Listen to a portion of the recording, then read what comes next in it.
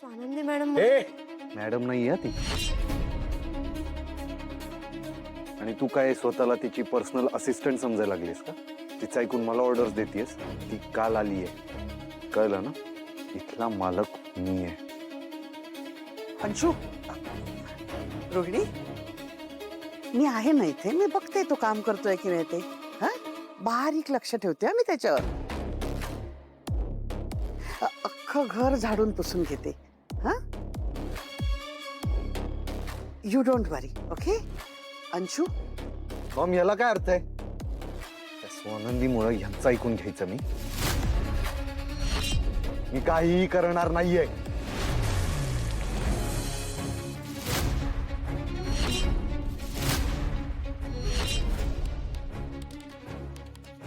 Anshuman, you idiot! हे काय केलंस तू? ही अशी कामं करायची असतात का रे? पाणी उडवलंस माझ्या अंगावर. You idiot, you stupid! आवाज खाली. मीला सांग माझ्याशी नीट बोलायला. डोक्यात जाते माझ्या. ए हॅलो, बोट खाली कर. काय? बोट खाली. हे बघ, मला ऍटिट्यूड द्यायच्या पोझिशन मध्ये तू नाहीयेस. ओके, तू जे काही वागलायस ना, त्यानंतर तू खरं तर मान खाली घालून चुपचाप ही सगळी कामं करायला पाहिजेस. बिकॉज यू डिझर्व दिस. तू इतका चीप असशील ना असं मला वाटलं नव्हतं. मला ना तुझी सख्खी बहीण असल्याची सुद्धा लाज वाटते. लाज. अधिरा, अगं काय बोलतेस तू? त्याची अवस्था बघ. तू स्वतःच्या सख्ख्या भावाचा अपमान करतेस. मग काय करायचं?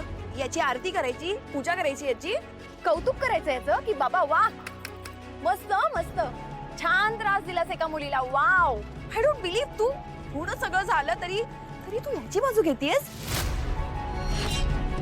I don't believe this. Morally corrupt माणूस आहे हा. आयुष्यात काय बरोबर काय चुकीचं हे काहीच कळत नाही याला. माणसांबरोबर कधी तू रिस्पेक्टफुली वागलायस सांग? कुणाबरोबर रिस्पेक्टफुली वागलायस सांग? आणि ते जे काही पिंट्या त्याच्या समोर दाखवतोस ते सगळं फेक आहे. I know that. ऍक्च्युली ना तू स्वतःच्या आयुष्यात काही अकम्प्लिश करू शकला नाहीस. त्याचं फ्रस्ट्रेशन आहे ना, ते तू काढतोस लोकांवर.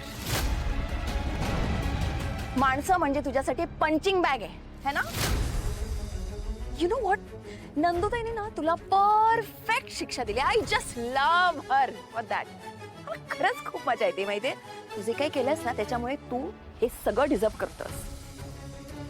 त्यामुळे तू जर नीट कामं केली नाहीस ना तर रोहिणी काय, मीच जाऊन सांगेन नंदुताईला. कळलं ना?